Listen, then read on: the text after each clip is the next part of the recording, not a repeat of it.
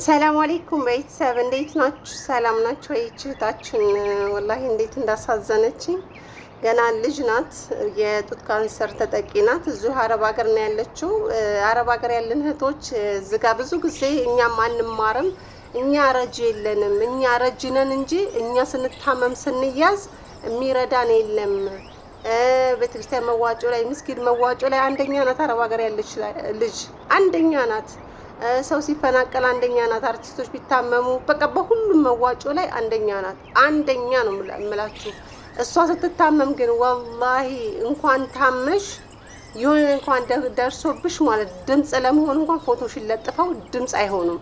ይሄ ነው እኔ በዚች በፋጡማና በማናት በእህታችን ሀና ማለት ነው ብዙ ነገሮችን ታዝቤያለሁ። በጣም ብዙ ነገሮችን ማለት ነው። አንዳንድ እህቶች ደግሞ ማለት ነው ይችን ልጅ ትናገሯታላችሁ። እሷ ታማነች፣ የጡት ካንሰር ነው ያዛት። ከንፈርሽ ለምን ይደርስ እዚህ ጋር አሁን ካሜራውን የዘጋችው እያለቀሰች ነው። ሰው የሚሰድባትን እየተናገረች ማለት ነው። እንዴት የአንድ ብር የአምስት ብር ፓልሲን አተሽ ነው ወይ ከንፈርሽ እንዲህ የሚደርቀው? አትቃቢም እንዴ? ራሽን አትጠብቂም እንዴ? እያሉ ይሉኛል።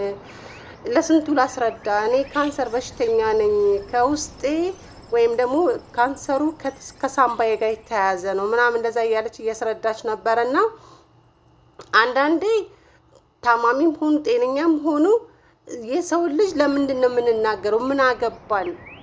እኔ በማያገባኝ ነገር አልገባም ሲጀመር ማለት ነው። ለምን እንደዚህ ራሳችሁን አትጠብቁም? ለምን እንዲህ አታረጉም? አልልም።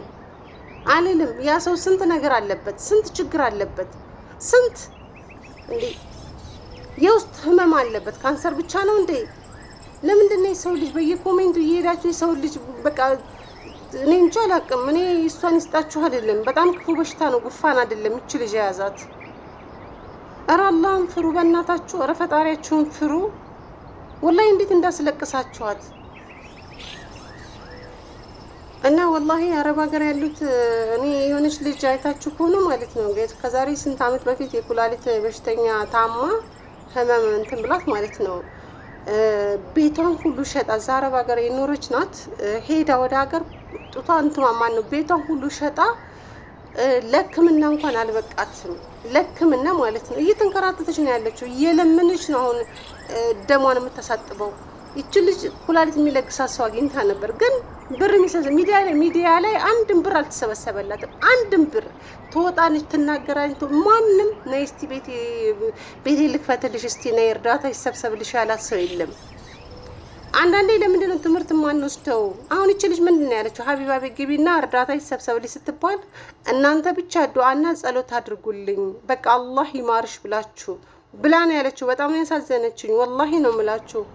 በቃ የጡት ካንሰር ይሄ ካንሰር የሚባለው ነገር ምንም ያህል ሕክምና ባደርግ ምድን አይደለሁም ይሄን እያለች ነበረ።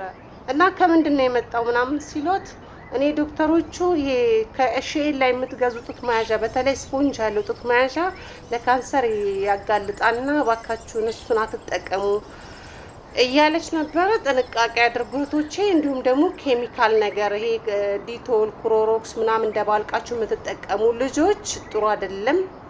ለአይንም ሆነ ወደ ውስጣችን ሲገባ ብዙ አይነት በሽታዎች ናቸው እንትን የሚሉትና ጥንቃቄ አድርጉ እያለች ነበረ። አዎ ብዙ ጊዜ ብዙ ሰው ሰርቶበታል በዚህ እንትን ላይ ይሄ ፍላሽ ምናምን ነገር ጭራሹን ክሎሮክስ ዲቶል የምትደብቁ ያ ፍላሽ አይደባለቅም፣ ሚክስ አይደረግም። ግን ከክሎሮክስ እና አንዳንዶች ከእንትን ጋር አረቦችም ይደባልቃሉና ጥንቃቄ አድርጉ። የቆዳም ካንሰር፣ የደም ካንሰር፣ የብዙ የአይን ካንሰር፣ የጉሮሮ ካንሰር፣ የጡት ካንሰር፣ የማህፀን ካንሰር የብዙ ነገር አለና ጥንቃቄ አድርጉ እህቶቼ። ራሳችሁን ጠብቁ ከዚህ ነገር ብዬ ነው የምላችሁ።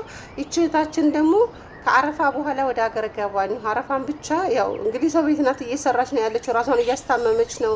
ሀገር ላይ ገብታ እንግዲህ ጡቷንም እንትን የምትል ከሆነ አላቅም፣ ስሙን ለመጥራት ይቀፈኛል። ለምን የአክስቴ ልጅ የጡት ካንሰር ታማ ሲነገራት አዲስ አበባ ሄዳ ምርመራ ስታደርግ ማለት ነው ወላሂ ካልጋ ላይ ወርዳ አስፋልት ገብታባቸው መኪና ሊገጫት ነበረ፣ ደንግጣ ማለት ነው።